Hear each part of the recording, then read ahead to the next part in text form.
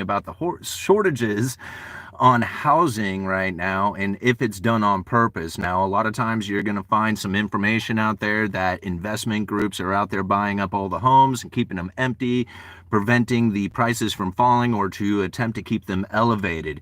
In fact, I had a comment yesterday in one of my previous videos talking about this exact scenario and how they are disagreeing with everything that I really have to say when it comes to the housing market and the shortages of housing, believing that it's the investment groups that are out there that are keeping the shortages alive. Now, this is what the comment says, and I think we should kind of break this down a little bit and how this discussion went, and then we'll talk about some of the other issues that we're finding out there. Lumberjack Landlord, great to see you in here. This is a great discussion for you to comment on.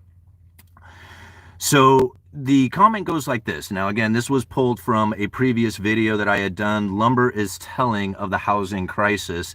This has gotten a lot of views. I mean, it's like 80,000 views or something, this thing, 84,000 views this video got over the last week or two. But this is what the comment has to say. How many people we got in here? 44, good. It says here, this is talking about my video. This commenter has this to say. He says, I beg to differ on the main point here. Housing is not a supply problem in the U.S. It's a distribution problem. There are 8 to 45, I don't know how this number comes out, but 8 to 45 empty houses in the U.S. for every houseless person. So that's a huge span, but whatever. Homes being seen as speculative investments is the problem. Just look at how buildings are now being designed to serve as capital investment instead of human domiciles nowadays. Like the Needle skyscrapers in New York City that are virtually empty, or the way investment firms are snapping up affordable homes to rent them out at hugely inflated markups. A lot of companies refuse to sell empty homes at a fair market value because it will devalue the local market cap for real estate. We can't build our way out of this sort of problem. Now, what that leads me to think is that there's a whole bunch, like just hearing that leads me to think, okay, there must be a ton of empty homes out there that are not filled, that are sitting on the profiles of all these investment firms or people or individuals in an attempt to try and keep these things from falling in price so they don't put them out there on the market. Like, this is kind of like what I'm getting from this comment, or at least kind of from that idea of the narrative. Now, here's the thing. I go and I look at this one thing real quick, right? I left a link down in the description. There's a few of them that we're going to show here. And again, I'm pretty low tech, so I'm just going to show you, like on my tablet here, what's going on. But what I brought up was home ownership rate in the United States. Now, this is something that's really interesting because you see this number has dropped quite a bit over the last year. In fact, if I go and I click on it, here's the chart, right? It shows how it's fallen. You know, it was way up here, then it's come down, right? But let's take this back to the max, right? As much as this chart will show. And I'm going to bring it up here, and you're going to see, right? In this chart, here we are right here. Coming off of the great financial crisis, right, which was right over here, was a huge drop in home ownership, right? Now, this is the home ownership rate here in the United States. But essentially since what, 2016, it has been a nonstop increase in home ownership here in the U.S. Outside of the pandemic, which shot up a huge chunk of home ownership as people were leaving the city, moving out to the country, getting away from the people out there. After that, there was a pretty significant drop in home ownership, right? So if you're looking at just that timeline, you're going to see a huge drop. But if you look at the trajectory from where we were back in 2016, we're right in line, right, of the momentum of home ownership. Now, something else that I wanted to also show you, was the vacancy rate when it comes to rental properties. Okay, so again, this chart goes back all the way to the 60s, and you can see right here, if I can see it myself, damn glare, but you can see right here, right? That there is a huge, oops, I'm losing power. Get rid of that screen, right? You can see there's a huge drop in the vacancy rate since the great financial crisis. Now, the great financial crisis, and I'm sure Lumberjack Landlord can testify to this one, was a horrible problem trying to fill rental properties. But since then, right, the vacancy rate of rental properties has dropped dramatically. In fact, it's the lowest it's been since the 80s. Like 84 is when it was lower than it is today. Right? So you can see, like right there, the vacancy rate of rental properties has fallen dramatically. These aren't properties sitting empty. This is properties that are being occupied. Right? Less vacancy now. And of course, if you look over the last year, like if you bring up the year-long chart of that, you're going to see a dramatic move upward. You know, but considering that spike from where we were back in, what was it, 2021, right, where there was less vacancies then than there is today, but that little spike that we've increased over the last couple of years has not been that much on a historical basis, right? These houses aren't sitting empty. The vacancy rate is low, very low.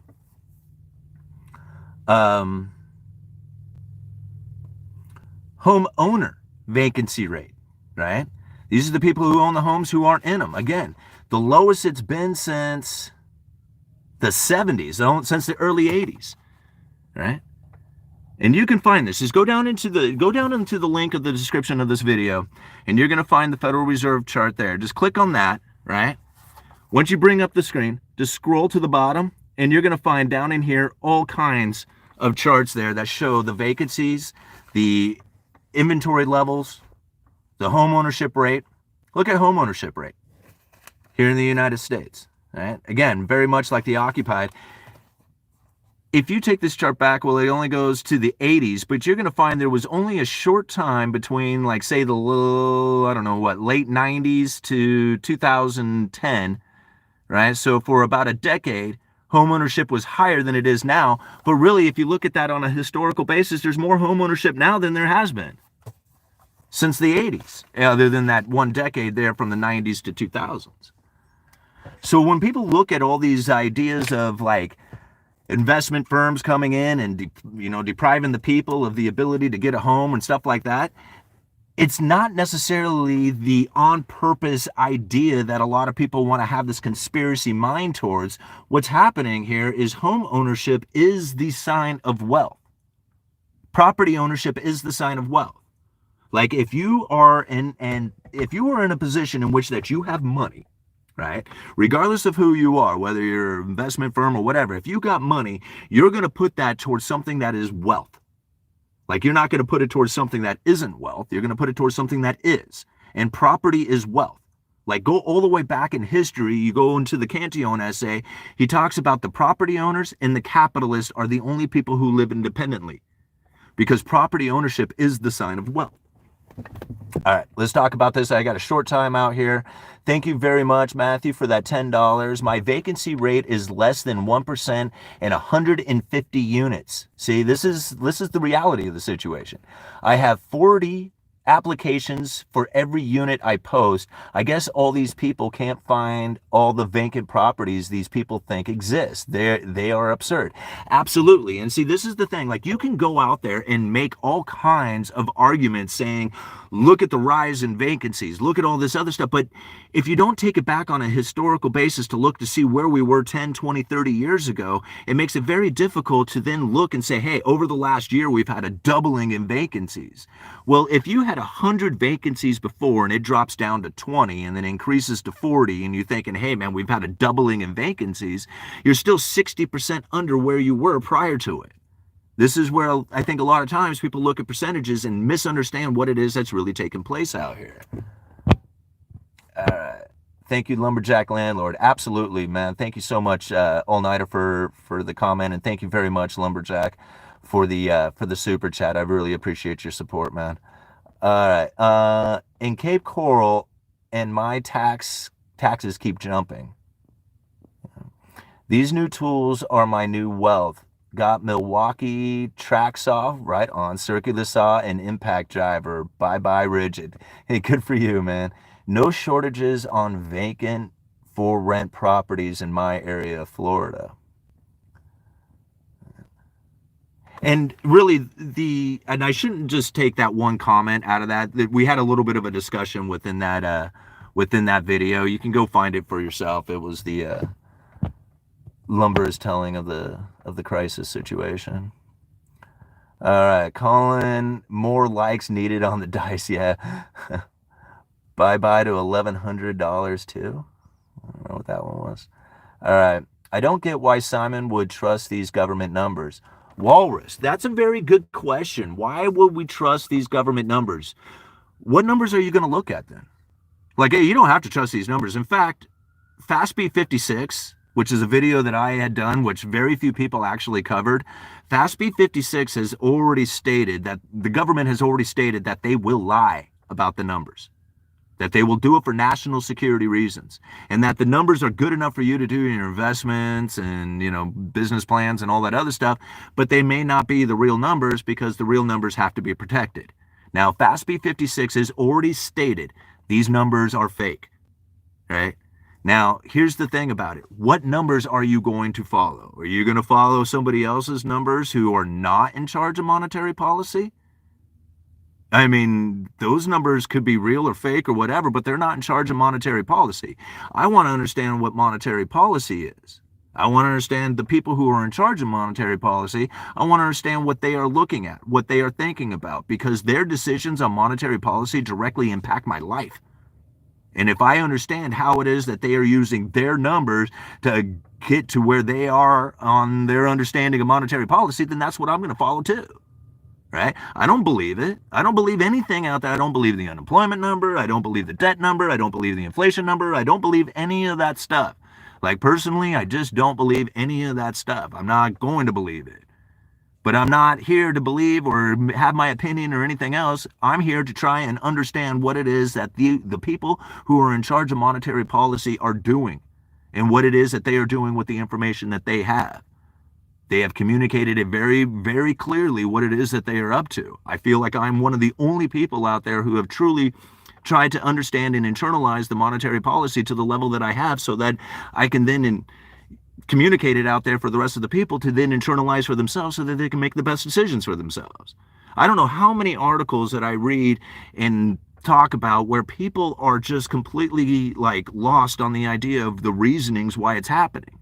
They want to definitely blame government or banking or rich elitists or something for the situation, but very rarely do they want to understand it for the underlying economic forces that are taking place. Look at Germany, for example, right now. I've been collecting articles out of Germany showing their manufacturing base is just getting absolutely decimated. Volkswagen bailing out, Bosch is bailing out, some other steel company I just reading about is bailing out. Like, they're done. Like, they cannot manufacture in Germany, and Germany was always considered like the manufacturing powerhouse of the Euro area. And so here you got the situation in which all this manufacturing jobs are leaving, and people are going to blame the politics. They're going to blame the political environment for it. They're going to blame all kinds of situations out there, but very rarely will they look at it for the underlying economic force in which their standard of living has risen so much that they are no longer competing against the global markets. That's the problem that they are facing.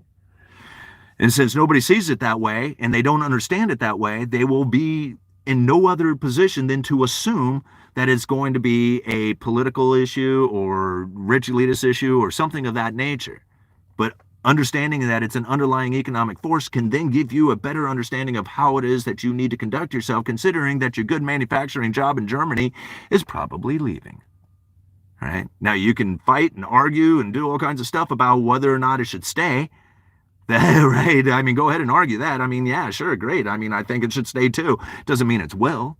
Doesn't mean that it's deserving, right? Like, are we deserving of this or not? Like, that's not part of it. It's survival of the fittest out here. And understanding that they are going to produce in the cheapest places possible. And if you have a high standard of living, guess what? You're probably not going to be the one who's producing. Right? You're going to be the one who's going to end up being the consumer. And that's like the United States. We are a consumer here. We're not really the producer. I mean, think about it. Like, back in the day when we were a manufacturing base, we were producing great stuff for the world, and the world was sending us their money. Think about what it is that the people were behaving like. A new car was not unheard of for the working class individual. right? Like if you had a regular job, you could save up enough money to go out there and buy a new car. Like, in fact, that's what people did. They would save money and go buy a car. But if you had a good manufacturing job, you had the ability to save enough money to go buy a car. Because a good manufacturing job is a sign of strength and stability within an economy. Now, we are sitting in a situation in which that good manufacturing jobs aren't what's being used to get the new money to buy the car. What we are doing is taking out debt to get the new money to buy the car. And if you're taking out debt, guess what? The car you're probably going to buy is not going to be one that's coming from the manufacturing base of hard work and production and savings to buy that car. The property owner who is taking out debt in order to buy the car is probably wanting the luxurious items, considering that they're going to be making payments for the next 8 years. So now it's not up to the working class individual to seek out the product in which that they would want to trade their time and effort for. Instead, what you have is a group of people out there who are willing to leverage their future for the next 8 years to buy this particular product. Why would they produce affordable ones when there is such a demand coming from the debt-based form of purchases that would then provide the items that they are looking for? You see where I'm kind of getting at is that if you are in a position in which that you are a producer saver, then what you are going to get is the same that you are producing and saving, or at least, a quality of such manners. But if you are nothing but a service industry leveraging your future on debt to try and get your items, then that's going to be the reflection that you get. So again, like Germany, they might be able to fall into a position in which that they become a consumer nation, but they would have to be able to take out incredible amounts of debt like the United States has done.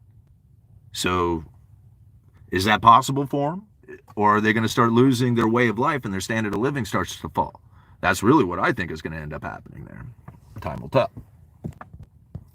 All right, let's go check out this other one here. We got $5 from Rod. Thank you so much. Why do you think bond yields stayed high as the Fed rates dropped? Doesn't the keep mortgages high? Doesn't that? Yes, it does. Well, it's because the Federal Reserve is not actually in charge of interest rates, regardless of what a lot of people believe. They are in charge of the overnight lending rate within the big banking system, which can be the short-term interest rates.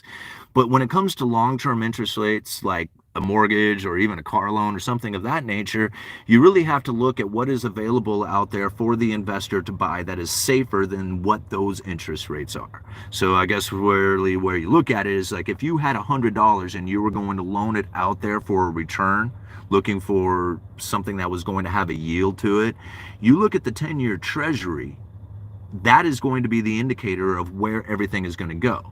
Because the 10-year treasury is by far the safest place that you could ever possibly put your money. It's like a government entity that has promised to pay no matter what, and there's zero chance of default.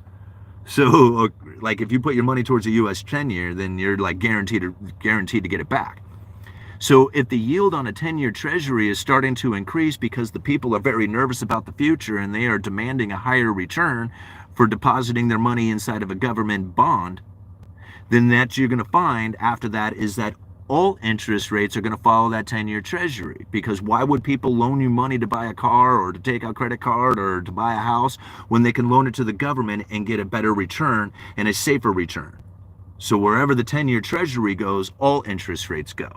Not necessarily where the Fed adjusts the short-term interest rates within the banking system, which can have a short-term interest rate adjustments and find that the banking system can have those interest rates manipulated on the short term, but the longer term really comes down to market understanding of what it is that's taking place within the future. And if they are very worried about recession or war or anything else like that, then they are going to demand a higher return for depositing their money even within the safe and liquid asset of a government entity, or a government bond.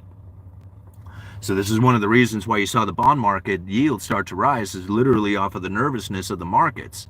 Right? Not necessarily what the Fed's actions are. All right. Let's see here. What time is it? All right. I'm going to give it maybe another 5-10 minutes here, and then I got to go, guys. All right. Andrew Dice Clay for the win. Okay. No shoes, no shirt, no dice. The real rate should be higher. Uh-oh. Am I in the way of this dude? I've got a block in a truck here, but it looks like he's going to get around me.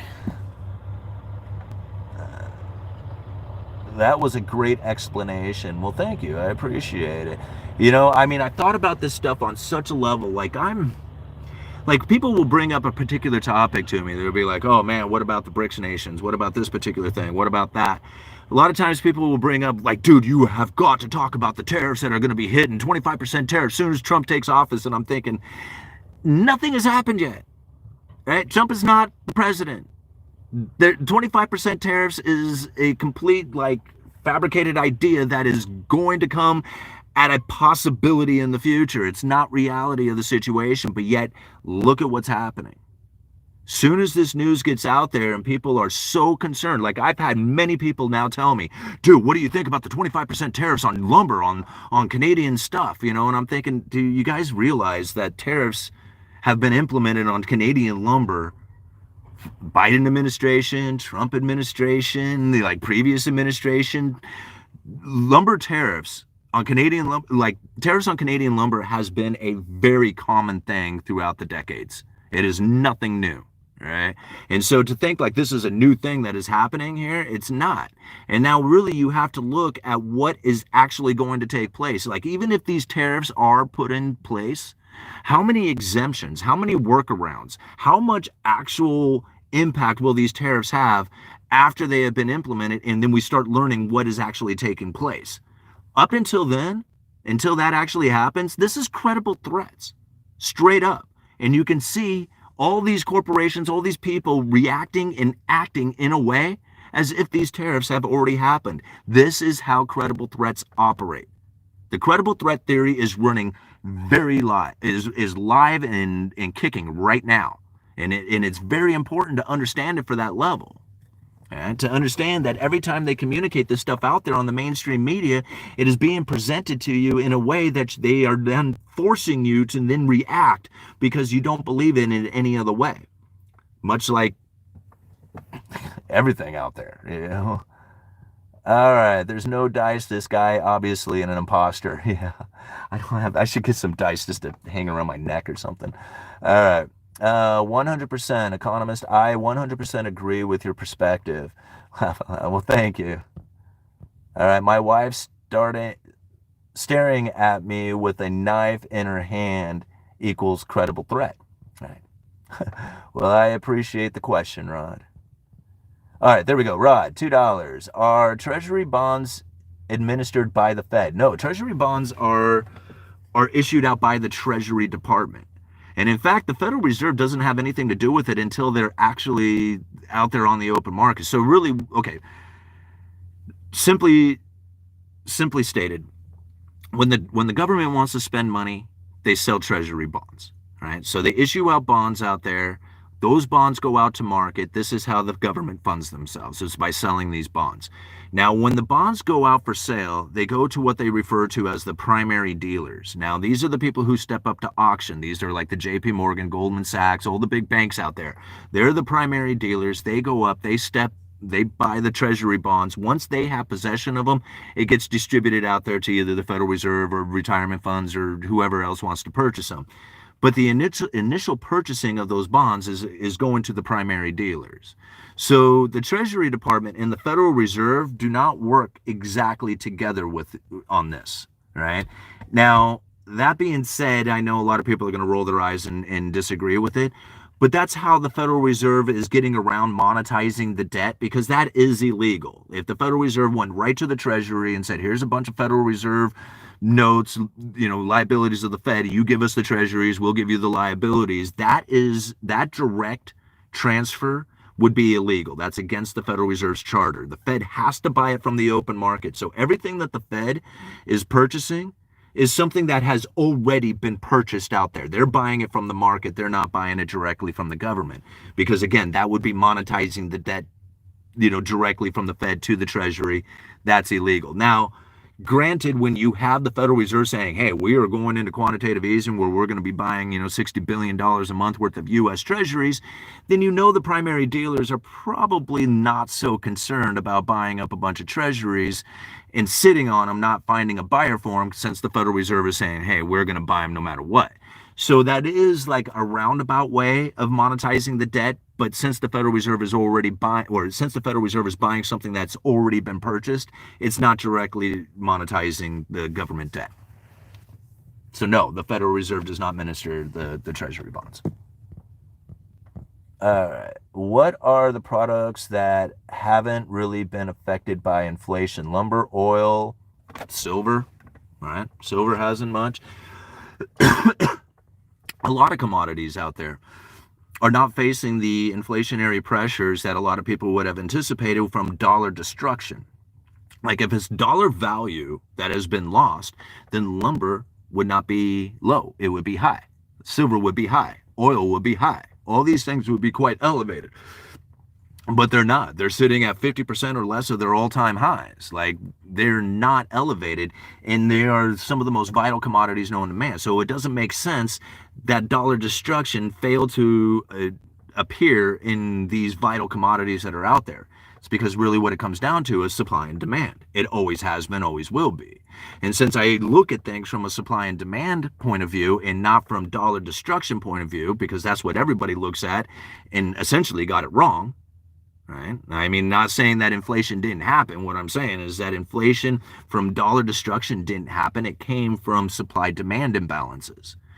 All the money printing was a psychological event that really hit the people when they saw all the money printer and all the stimulus. Now, I'm not trying to deny the fact that if you have money printing, you're not going to have inflation. I mean, that is the way you get inflation, is from the expansion of the money and credit. But really what it's coming down to is people having access to that money and credit and then spending that money into the economy, creating the supply-demand imbalances.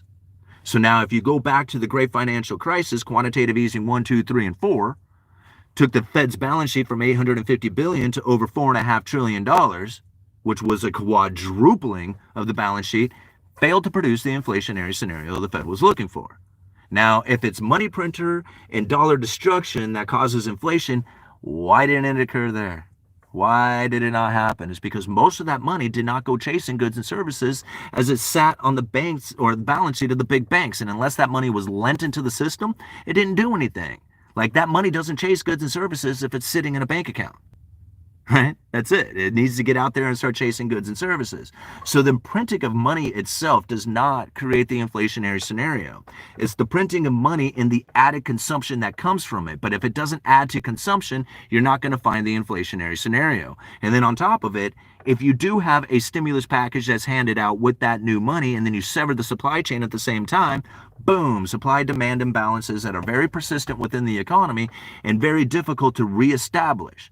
Some things are very easy to reestablish, like lumber. Like I said, and lumber was at $1,700 per thousand. I said, when this thing comes back down to normal, and it will, and here we are sitting on incredibly normal number. What we at, like $590 per thousand, $600 per thousand right now? I mean, this is a price that we had experienced back in 2018, even prior to that. So this is a very normal price because lumber is a very well-established functioning supply chain here in the United States, and it's mostly a domestic supply. 80% of the softwoods that we use and consume here in the United States comes from domestic suppliers. 20% comes from Canada. I mean, well, I shouldn't say, there's a good chunk of it that comes from Europe as well. But most of it, like the majority of it, is right here in the United States. So when the supply chain opened back up, our trucks, our loggers, our mill operations, all that stuff ran right back into business, and it supplied the system almost immediately, and there was a huge dumping in the lumber prices. Right now, what we are finding is that lumber mills are having a hell of a time staying in operation.